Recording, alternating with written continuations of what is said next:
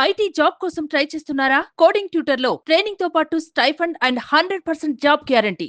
మనీషాకు శేఖర్ అంటే ఎంతో ప్రేమ. చాలా కాలం నుంచి అతన్ని ప్రేమిస్తోంది. పెళ్లి కూడా చేసుకోవాలని ఎన్నో కలలు కనింది. అనుకున్నట్లే తన తల్లిదండ్రులను ఒప్పించి గత నెల 10న ఇరువురి కుటుంబ సభ్యుల మధ్య వివాహం చేసుకుంది. అలా కొన్ని రోజులు గడిచింది. కోరుకున్న వాణ్ణే మనవాడేనని మనీషా ఎంతో మురిసిపోయింది. కానీ ఆ సంతోషం ఎక్కువ రోజులు నిలవలేదు. కాళ్ల పారాని ఆరకముందే ఈ నవ వధువు ఆత్మహత్య చేసుకుంది. ఈ ఘటనతో మృతురాలి కుటుంబ సభ్యులు గుండెలు పగిలేలాగా రోధిస్తున్నారు. పెళ్లై నెల రోజులు దాటిందో లేదో అంతలోనే ఈ నవవధువు ఎందుకు బల్వాన్ మరణానికి పాల్పడింది? అసలు దీని వెనకాల ఏం జరిగిందో ఇప్పుడు తెలుసుకుందాం.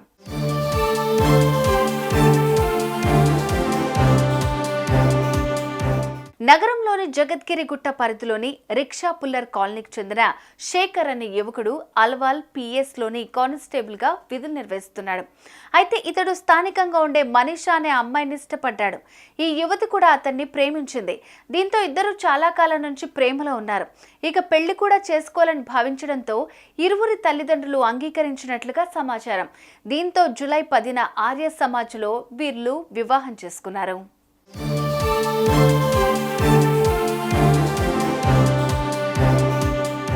కోరుకున్న వాడినే పెళ్లి చేసుకున్నానని మనీషా ఎంతో మురిసిపోయింది. అనుకున్నట్టుగానే అత్తింట్లో అడుగుపెట్టింది.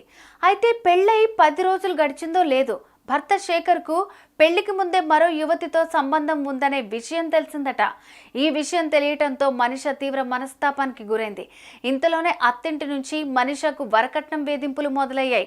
రాను రాను ఆ వేధింపులు మరింత ఎక్కువ అవడంతో ఈ నవవధువు తట్టుకోలేకపోయింది. అటు భర్త మరో యువతితో సంబంధం, ఇటు వరకట్నం వేధింపులు, ఇవన్నీ మనీషా తట్టుకోలేకపోయింది. ఇవన్నీ భరించలేని అనుకుందో ఏమో కానీ ఈ నెల 11న ఈ యువతి యాసిడ్ తాగి బల్వాన్ మరణానికి పాల్పడింది. వెంటనే అప్రమత్తమైన కుటుంబ సభ్యులు కూకట్పల్లిలోని ఓ ఆసుపత్రికి తరలించారు.